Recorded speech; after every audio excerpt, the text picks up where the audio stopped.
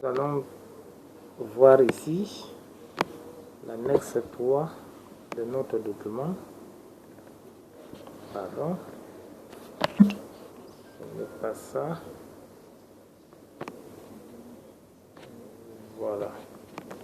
On va un peu arranger la caméra.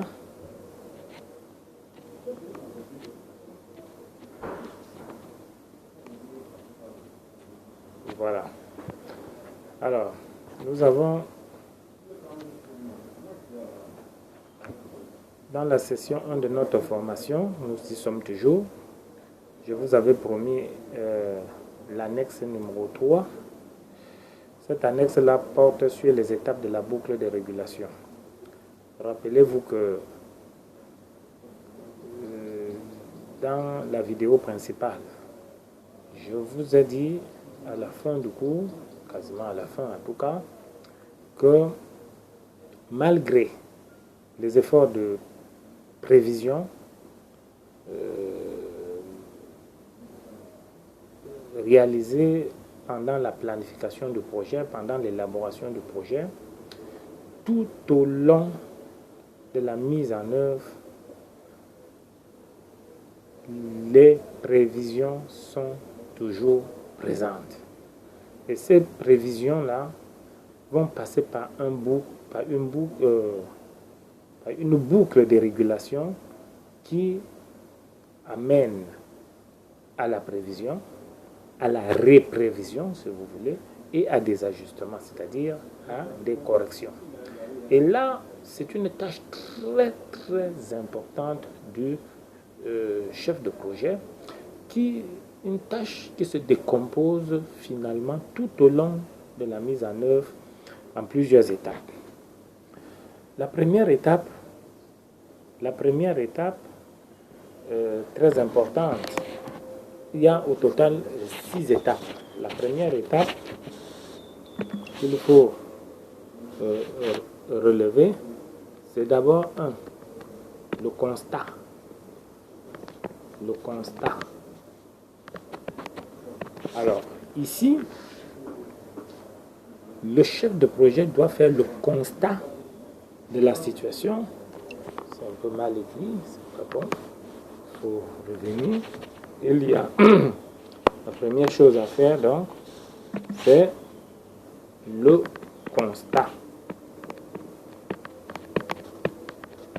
Le constat. Le constat de quoi? C'est le constat. Le chef de projet qui fait la mise en œuvre fait le constat de la situation à un instant donné. Ça, il ne faut pas l'oublier.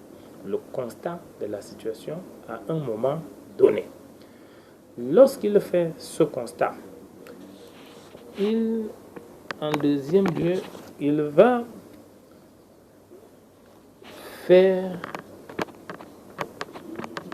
procéder à de la mesure. La mesure. Excusez-moi. Mesure. Mesure. Ça, c'est la deuxième étape.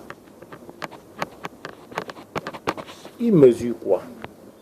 Ce que nous avons dit et qui est une obsession pour un chef de projet, il mesure les écarts. Par rapport à quoi? Par rapport à l'attendu. Donc, le chef de projet, chaque fois, il va chercher à faire un constat à un moment donné, c'est-à-dire à un instant donné, et de ce constat, il va mesurer l'écart. L'écart par rapport à l'attendu, c'est-à-dire le prévu, le gap entre le prévu et le réalisé. Troisièmement,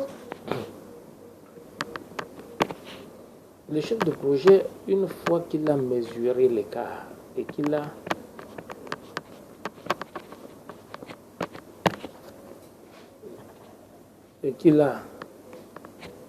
l'information précise sur l'écart, qu'est-ce qu'il va faire? Il va faire de la projection. Donc, une projection de quoi? Une projection de la situation et l'évaluation des conséquences pour le futur. si on constate que l'écart qu'on vient de mesurer est trop important, le chef de projet va apprécier la situation et se poser la question, au regard de cet état des choses, quelle est la conséquence pour l'avenir du projet. C'est là où on parle de projection. Donc, et lorsqu'il a fait cette projection, quatrièmement, ce qu'il va faire, il va prendre une décision. Prise de décision.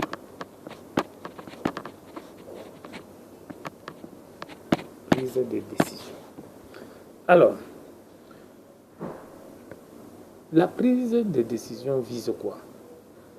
Nous avons dit, dans le cadre d'un projet, ce qui préoccupe le chef de projet et son équipe, c'est d'abord le respect des engagements, le respect du contrat passé avec, appelons ça comme ça pour l'instant, le client. Alors, la décision à prendre doit viser une seule chose. À savoir le respect des engagements.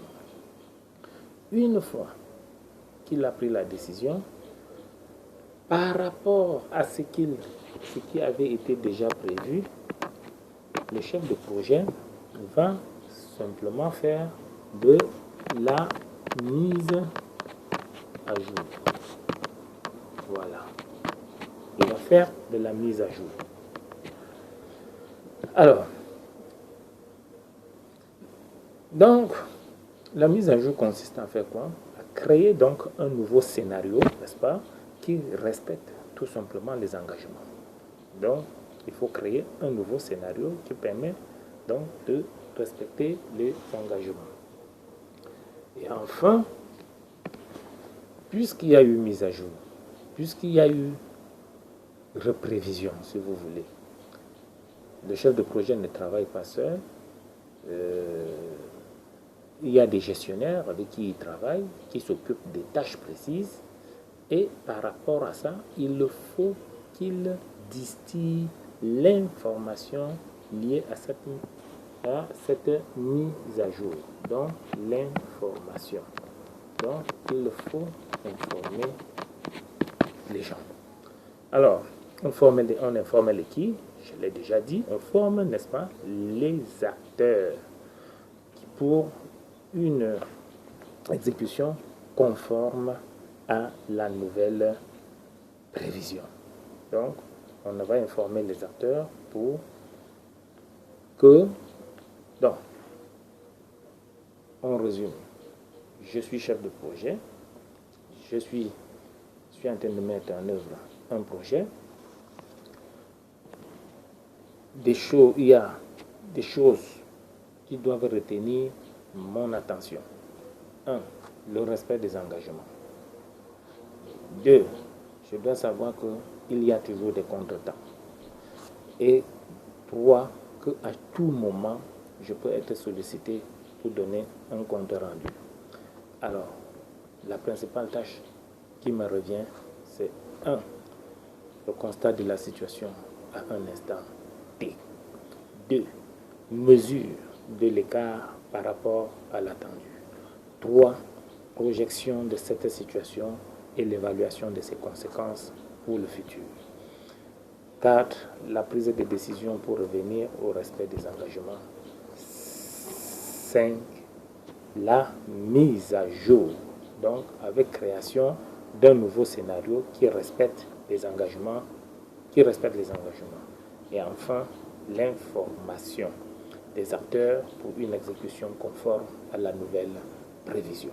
Donc, ces étapes, vous devez les retenir par cœur. Parce que, quel est le constat? Est-ce que c'est mesurable? Si c'est mesurable, on mesure. Alors, quelles sont les conséquences? On projette par rapport à ces conséquences. Si les conséquences sont pas intervenues, il n'y a pas de décision à prendre. Mais si les conséquences sont très importantes, il faut prendre des décisions. Voilà ce que je voulais vous dire par rapport à cette annexe numéro 3. Merci de votre attention.